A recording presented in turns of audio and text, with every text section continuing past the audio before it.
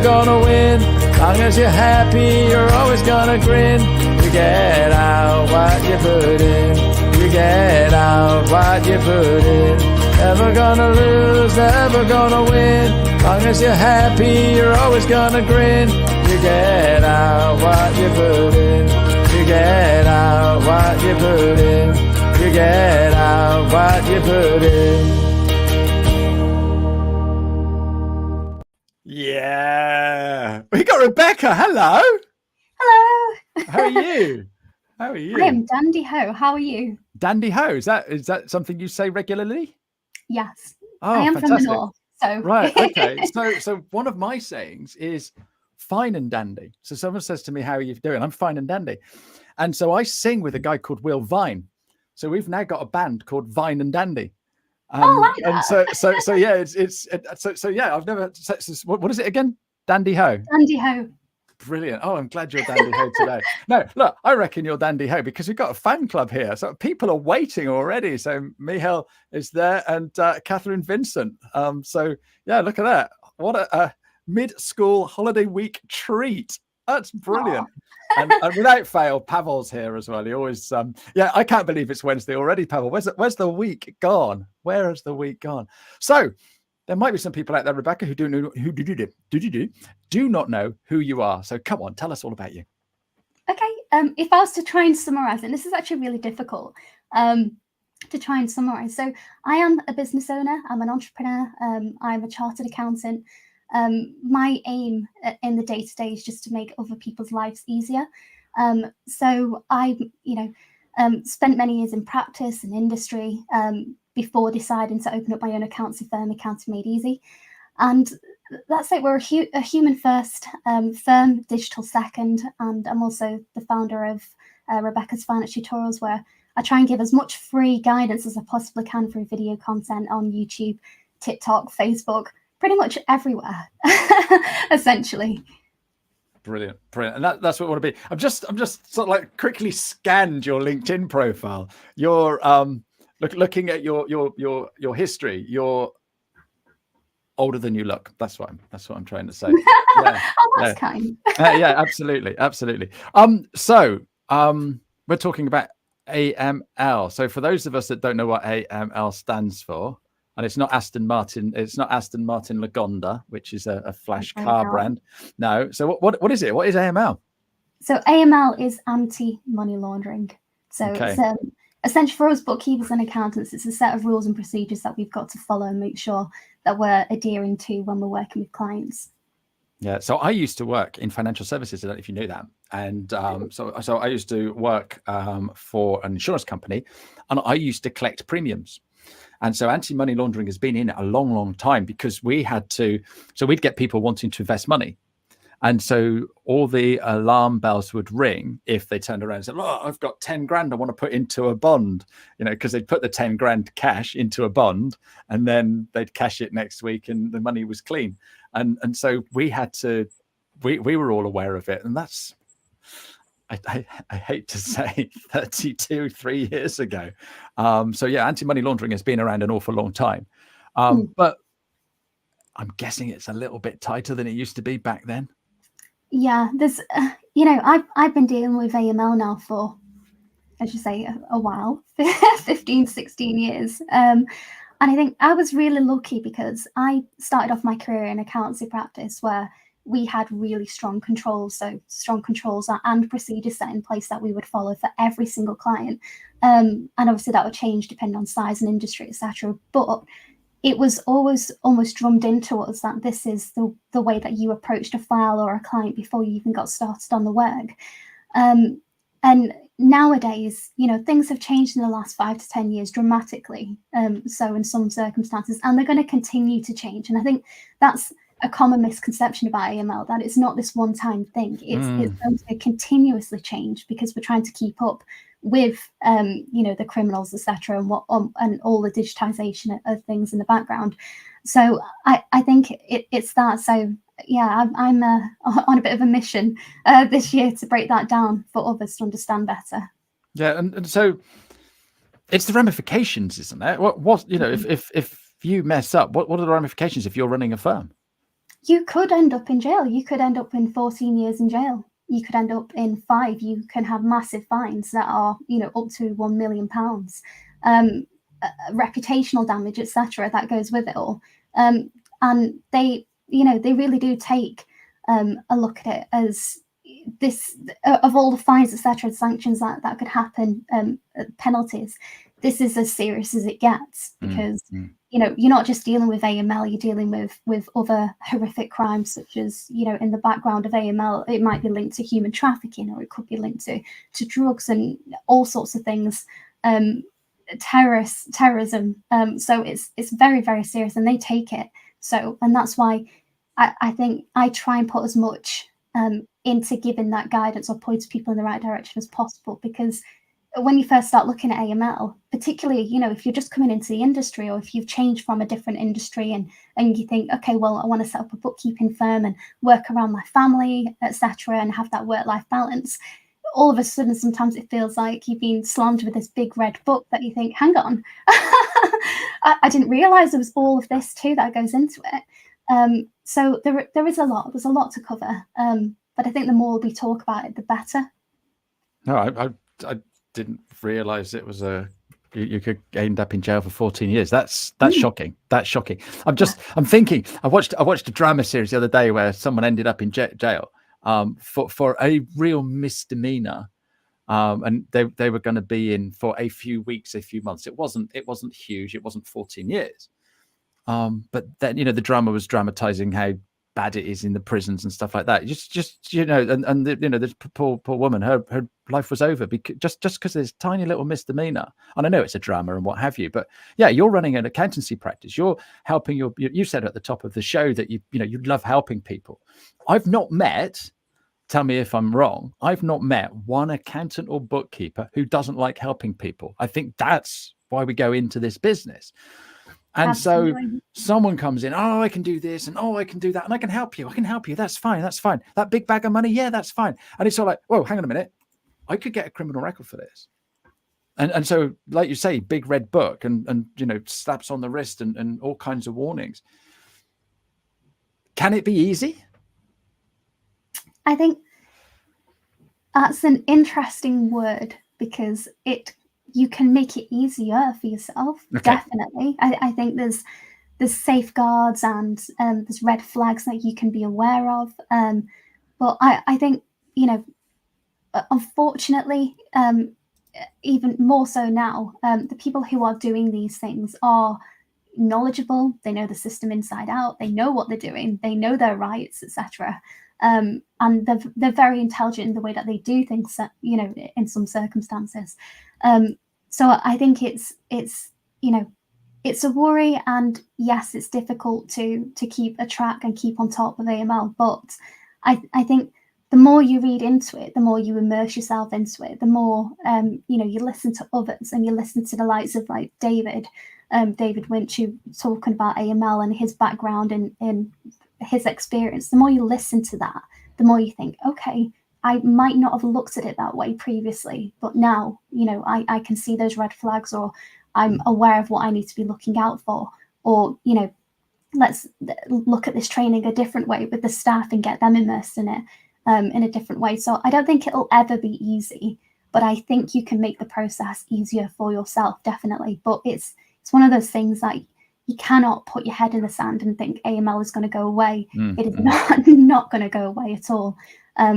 But I think it's just about familiarity. So the more you talk about it, the more webinars you watch, the more questions you ask, and maybe the easier it gets. Sure. I'm trying to remember what it was like 30 odd years ago when I was doing it, and basically it was like, just be aware where that money might have come from, and don't tell anyone that you suspect it. That was about it back then. But I guess you've got to fill in forms, tick boxes, put in returns and all kinds of things to different places. Is that the sort of thing you've got to do now? Yeah, and also there's an element of it, it kind of there's a bit of a crossover between your AML responsibilities and also ethics. So there's certain things you can and cannot do. There's certain, you wouldn't be broadcasting that information to Dave down the pub or with other members in your firm, and etc. So you've got to be really careful of the likes of tipping off, for example, and what what conversations you're having with clients in order to deem that information, and are you writing it down, and if you've got suspicions, are you reporting it, how fast are you reporting it, what have you done, and what's the paper trail. So it's no, I'm always talking about, I used to call it the ATP approach. I'm calling it TAP now because it makes more sense, where if you've got a thought, you've had the thought, that's not good enough. What action have you taken? And then what process, what written documentation and audit trail do you have essentially for whatever's happened? And it's that, I think a lot of the time bookkeepers and accountants are doing what they need to do, but not necessarily, keeping that trail, because it's all up here, and that the accountancy profession, the bodies, etc., obviously don't like that. But I think that's why, again, I'm talking about the shift in mindset on that, and how you can approach getting that information down, and what information you need to keep, etc. But again, it's just immersing yourself in that and asking those questions, and listening to those who've been there, done that. Yeah, no, absolutely. So what are the biggest issues you see accountants and bookkeepers facing when it comes to this specifically? I think I'd say I'm going to lean more towards the bookkeepers here than the accountants for a second, because I think it's really, really easy. And I was talking about this just on Friday, actually. You're a bookkeeper, so what are you going to be doing? You're going to be putting invoices on a system. You're going to be reconciling those invoices to the bank. And from your, viewpoint, that's your job. You're reconciling the bank and make sure it's all up to date and everything's been recorded. But in that one instance alone, have you taken a step back to really look at those transactions and say, hang on, does that make sense? Have they all of a sudden had a much more income going into the bank for a revenue stream that doesn't exist, for example? And that all of a sudden taking that step back and looking outside of the box and saying, is that in line with my expectations of this size of business and industry and what I know of this client? Yes or no? But that's such a simple thing to do. But if you're, so wrapped up in doing the doing of your work, and often bookkeepers and accountants are busy, we've got deadlines we have to adhere to that we have no choice of.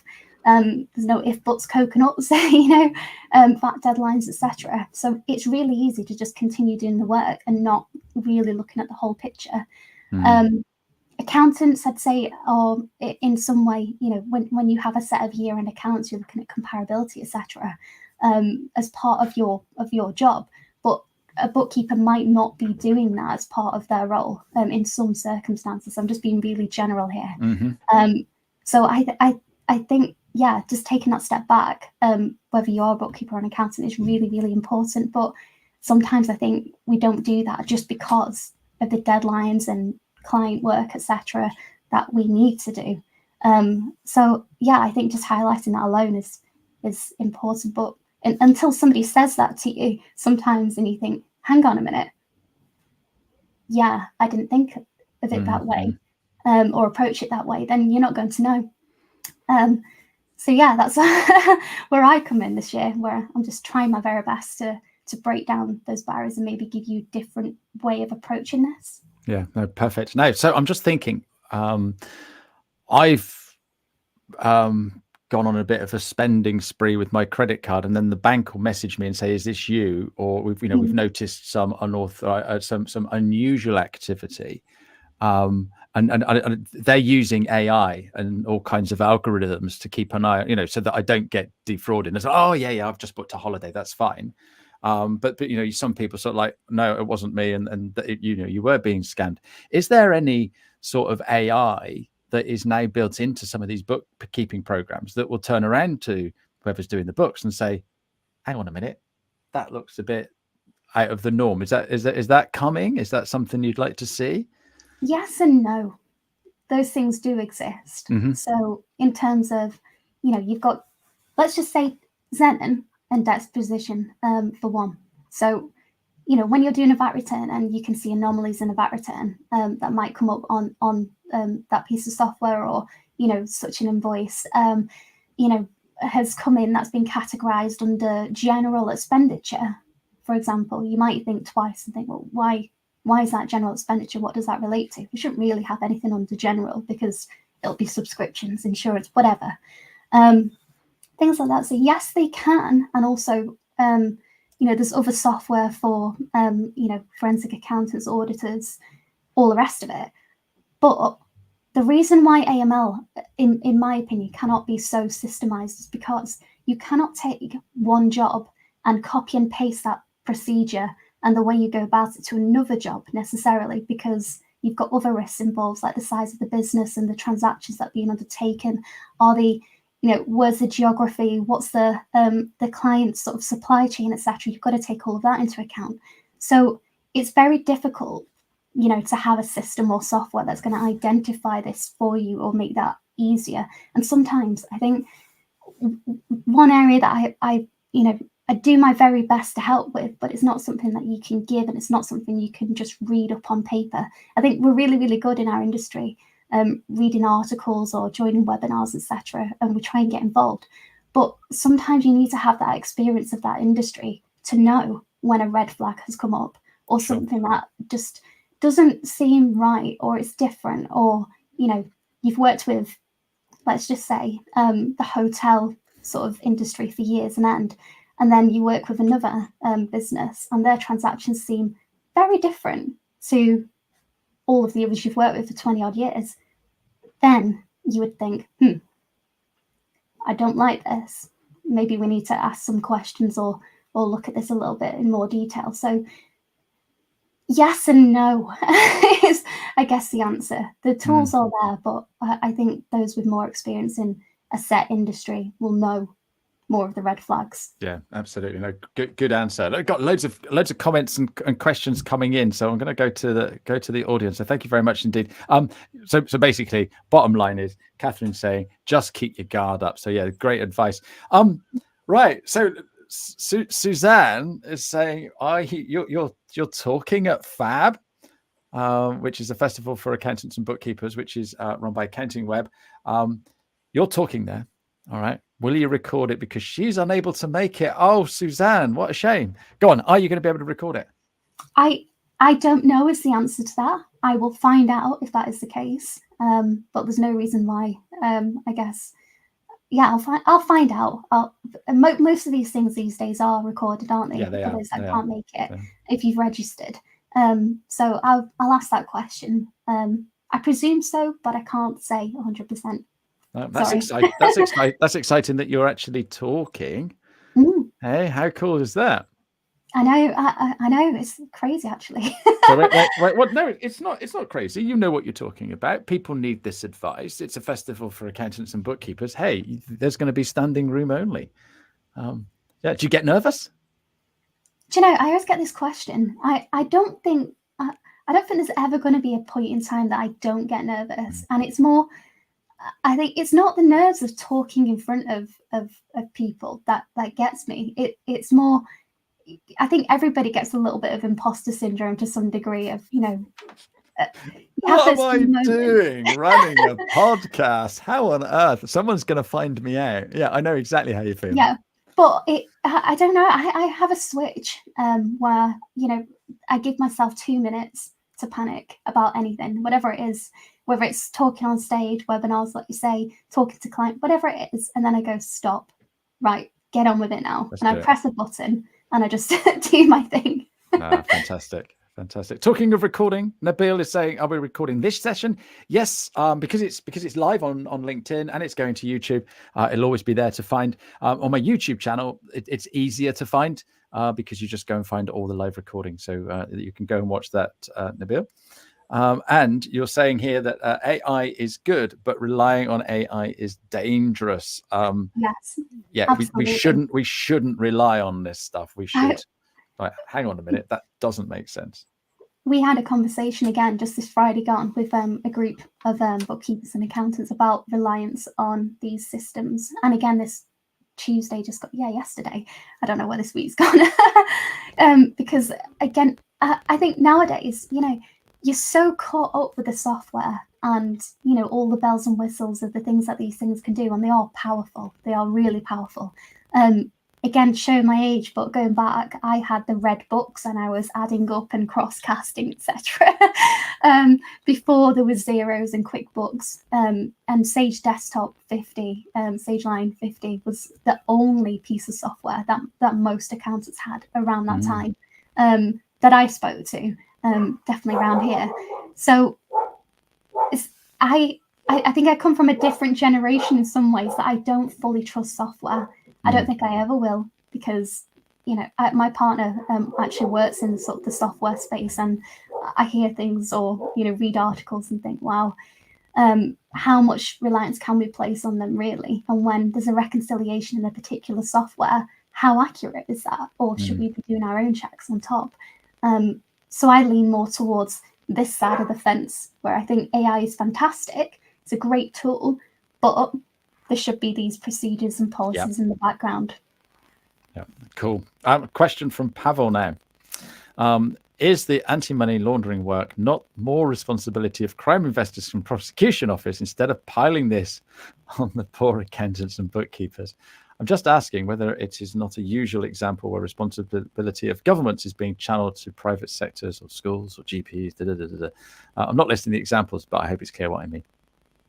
Yeah, and I completely get that. And actually, I've speaking to Richard from Accounting Web this last month around AML, and there was a few comments similar to that, asking that question. And I think, unfortunately, from their point of view, you know, we're the first gatekeepers, if you will.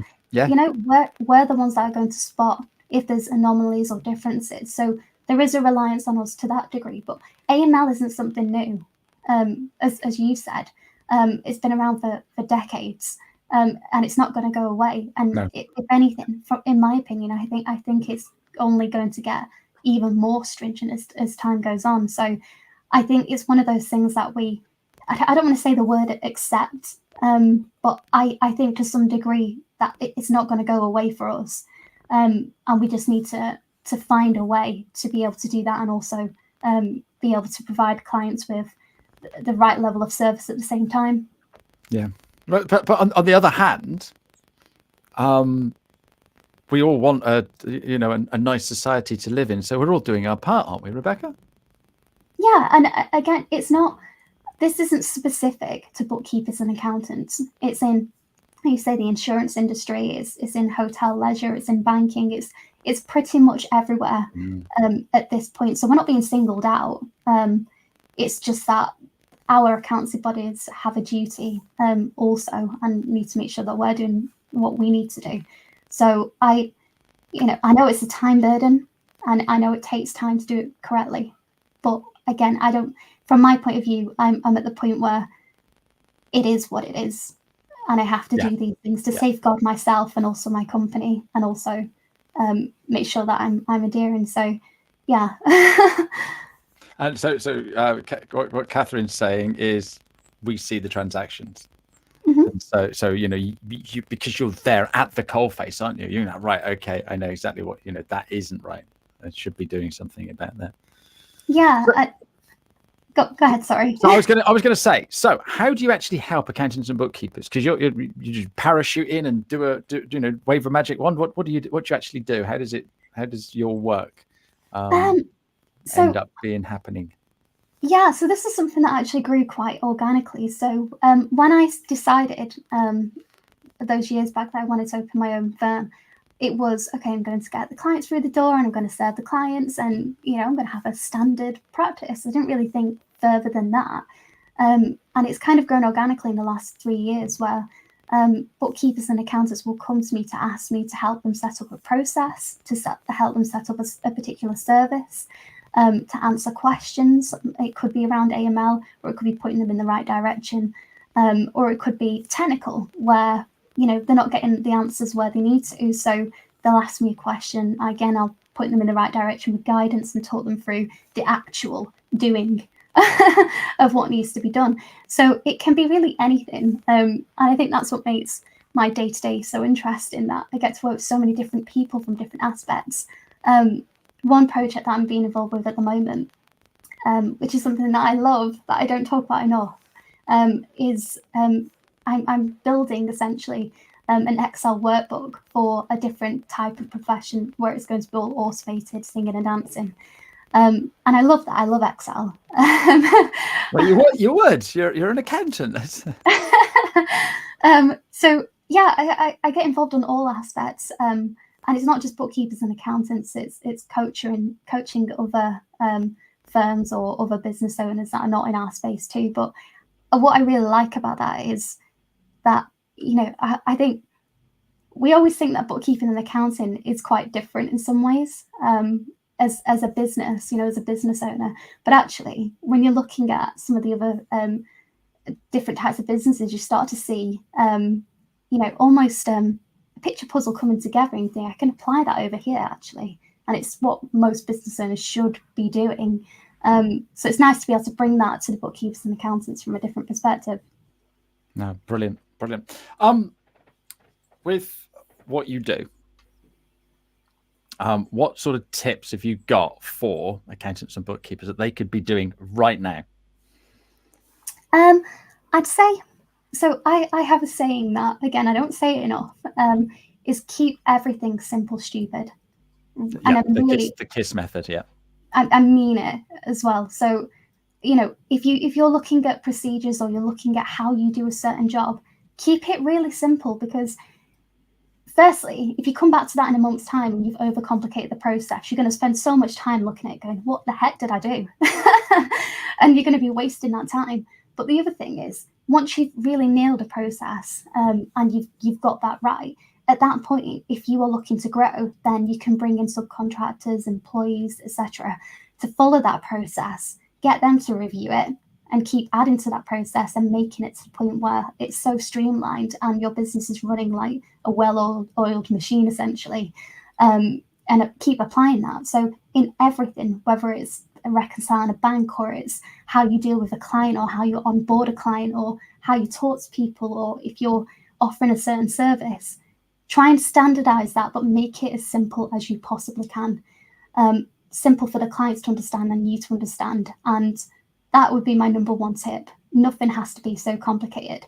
And I always look at these bigger businesses, you know, the likes of Lucy and Rachel and Will and Gravitate and Stuart, etc. And I always think, you know, that's fully achievable for somebody who's just entering the profession today, who's just studying in a couple of years' time, and they've got the business up and running, etc. You can do that, but they've got to that point by making sure that their processes, policies, procedures, etc., are standardized and running very smoothly. So I think my advice would be, take the time out of your business from doing the doing and look at your business and look at where you can improve and tweak things. And yeah, you'll thank yourself in the long run. No, brilliant advice. We've run out of time. I've got one more question for you. But before we do that, thank you so much. That fascinating. And yeah, if you can't get to the Fab conference, I'm sure we'll see you around and about, and I'm sure you'll be doing some sort of webinars or stuff like that and getting on more podcasts. But how can people get hold of you, Rebecca?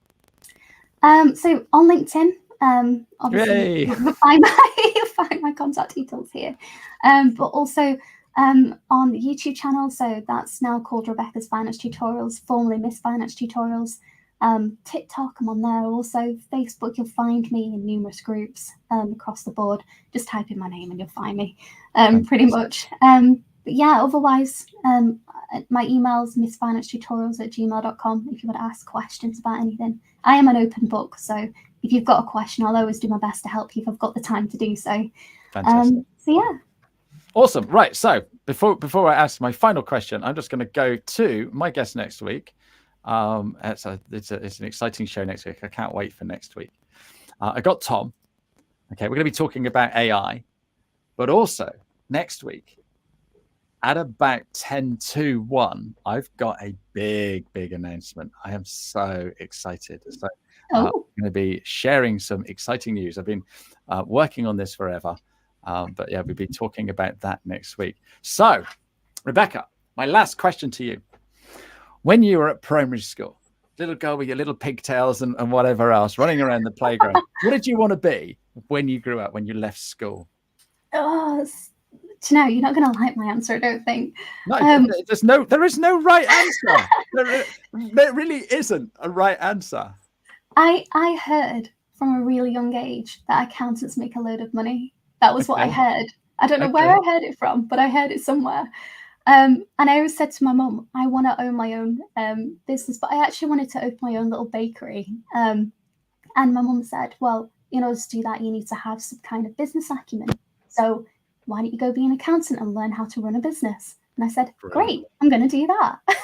And this was while you were at primary school. Yeah. Really young Rebecca. I always wanted to be an accountant. Not just to be an accountant, but to learn the business to run your own business and be an entrepreneur. Yeah. I wish I'd have knew what an entrepreneur was when I was a kid, because I'm having so much fun running my own business. It's taken me donkey's years to get here, but it's great fun, isn't it? And you know, they don't teach that at school. So yeah, how did you know that was a thing? Because you know, when I was at school, you know, blokes went and worked in a factory, girls went and worked as a secretary or a hairdresser. That was about it. I always said I was always very good at school. I kept my head down. I was in the top sets. I did what I needed to do to get through. But hand on heart, never learned anything in the classroom. Never, ever. It's just not my scene. I can't learn in that environment. So I doubled up at home to get it done. But I just said I just always wanted to at least try and run a business and try and make it work so that I could have flexibility and do what I wanted to do, and then hopefully have time to give back and, you know, be in the community, etc. So it was always that was always the end goal. Get the qualifications, do your GCSEs, do your A-levels, and then see what you can do. But without going into it, we could be here all day. I did all of the jobs you had to do just to get some money in the bank first before starting in accounting. I did McDonald's. I worked in a card factory. I was a waitress. I had about 10 different jobs between the age of 15 and doing bookkeeping and accounting just to get something going and learning, you know, the customer experience, etc. So, yeah, I did everything in my power to get to this point. So, yeah. Well deserved and well done. That's absolutely fantastic. Some nice comments coming in. So great explanation on AML from Mihail, and great show. Thank you. And so Catherine just thinks it's funny. So that's cool. Thank you to everybody for all your lovely comments today. Rebecca, thank you so much for being my guest. And we will see you all next week with Tom and that big announcement. Cheerio, Rebecca. Thanks, Ashley. Bye-bye. You get out what you put in.